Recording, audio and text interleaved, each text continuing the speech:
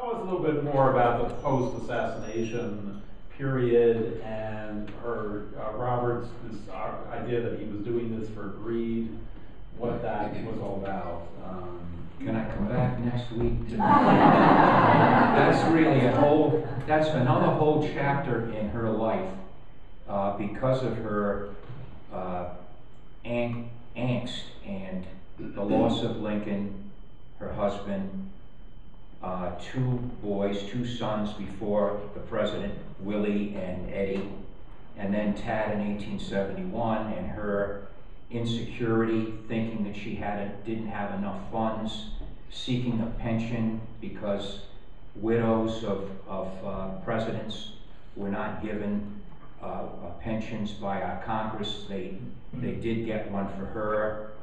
Once her money situation became more stable, or she thought it was stable, she left for Germany with Tad, where they stayed for 2 years, coming back in 1871, the year he died, which made her further neurotic. At least her other major biographer of our generation, Jean Baker, concedes that she was at least neurotic. And this falling out with her son Robert, and her hallucinating and running around the hotel in night clothes and thinking bad things were going to happen to Robert, and carrying bearer bonds, which is like cash. We don't have them now, but then we had bearer bonds, and all of this led to a very frustrating life for her, and I think for Robert as well. I'm very sympathetic for Robert as much as I'm empathetic for his mother. He was essentially a private person, but read Jason's chapter about their relationship and his book about Robert. He was more of a Todd than a Lincoln as far as persona was concerned, even though he was a successful man in his own right. And I don't know what I would do if I were confronted with the same situation with my mother. So I think this is one of those family conflicts that happen in almost every family, maybe not to this extent. And this is how he handled it, which of course in and of itself was controversial.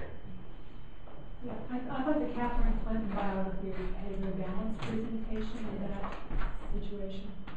Yes, and the comment was that Catherine Clinton's Mrs. Lincoln was very balanced in representing how Robert's feelings were, concerns for his mother. Jason Emerson does this too, and also Mary Lincoln's needs as this widow and mother of 3 sons who had passed before her.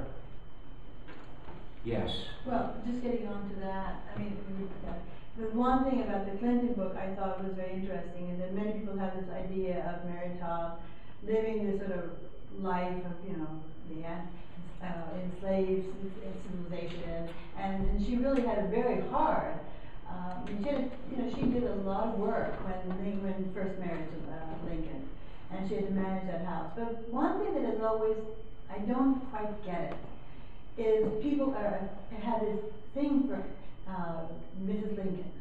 And what are the first lady? I mean, there have been, of course, Martha Washington, there's Dolly Madison, but it's like, okay, I mean, she might have had a problem here or there, but I mean, all of a sudden, like, what first lady do you have after that you really were watching? It was like the press was really watching, people were really watching her.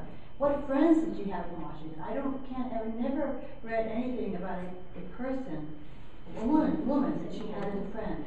That she could, and so I don't understand really this, I mean, I find her life really kind of sad, but all of a sudden there is this desire that Lincoln was so great, and I'm lost there. There are so many great points that you've made that it's difficult to try to address all of them, but I think you're absolutely right. In this room, we know people who are treated just as Mary Lincoln was treated. called it Schadenfreude, bringing people down who were considered to be successful. The human nature of bullying, of being lacking in civility, which we pray for so much today from our neighbors and government officials and schools. This is part of our culture, the bad part of our culture. And she was a victim in many respects, some of which she brought on herself. Her gaudiness, her being, as I said, her own person when women were not supposed to be. She didn't, you're right, she didn't have any friends in the District of Columbia except who? Elizabeth Cady, an African-American, freed African-American who lost a son in the Civil War, or a dressmaker, where they were confidants. That was her friend. But what is the next first lady that people really talked about? And there's a big gap. And that's the sort of thing that I find really interesting. Well, that's Eleanor Roosevelt, I Well, think. that's a big gap. Right. I want. Right. Well, you make excellent points, which makes the study in trying to understand Mary so important, I think, and so fascinating. Yes, Ellen. Eileen, yes. Eileen. I think, I think it's very sad when I read about when Willie died, and, she essentially ignored Tad, as far as I understand, and the movie made big of that, about how, and Doris Kearns Goodwin writes about how these playmates were told never to visit the White House again because their presence reminded her of Tad. And it just breaks my heart to think of that, or Willie, I'm sorry, Willie. But then I think about all she had to handle with the loss of these sons, and, I do believe she had a deep depression. And nowadays, we have really effective medicines that people would take that can really lift that veil of the black cloud. And she didn't have any of that. And I think on top of all of the depression and illness, I think she had a concussion from an accident, a carriage accident from this cottage to the White House. I mean, those are the kinds of things that today we would deal with it medically, and we have really good medicines. But I feel like I can't judge her because we didn't have that 150 years ago. Well, you make many good points, but one thing that I always say about Lincoln, Abraham Lincoln, is that when we look at a person from history, we owe that person and our understanding of that person to look at her or him in the context of the times in which they lived. And that's what I think we tried to do in this book, giving her the benefit of the doubt on all of the issues, Eileen, that you so well articulated. Be sure that concussion when she fell from the carriage with the bolts that were loosened, it was probably intended for the president, and he indicated as much. So, and the loss of Willie was insurmountable as far as she was concerned, and that's why the president had to spend more time with Tad and with her. And remember, he was not what you would call totally engaged in the marriage during the Civil War, right? I mean, he had a war to run. So that intimacy, I think, that they had in Springfield was not there at the executive mansion. Yes? I've read that a lot of people seem to think she may have been bipolar. It's hard to say. I think at least unipolar, at least neurotic, which is what Jean Baker believes was the case. That's what Dr. Bruce is struggling with, the psychiatrist in this book of essays, is trying to get a diagnosis of her. And it's tough when she's not with us. Yes? How much did Mary's opposition to Robert's enlistment put a strain on their relationship? I think a great deal. Could you repeat the question? The question was how much of Robert's seeking service in the Union forces did it affect the relationship between her and her husband? Well, between her and Robert, and Well- did it continue afterwards? Well, I don't think so much as, I don't think it affected so much her relationship with Robert at the time. It did affect her relationship, I think, with the commander-in-chief, her husband, Yeah. who was perfectly willing to have Robert serve and did arrange that accommodation by having Robert be an assistant adjutant for General Grant, with General Grant's staff. And I think she even disdained that, but that was the solution, at least for the family. But did Robert continue hard feelings about it with his mother? No, I don't think so. About the enlistment? Yeah. No, I don't think so. I don't think, he knew why his mother objected to his service. He had already lost 2 siblings. The casualty rates were mounting.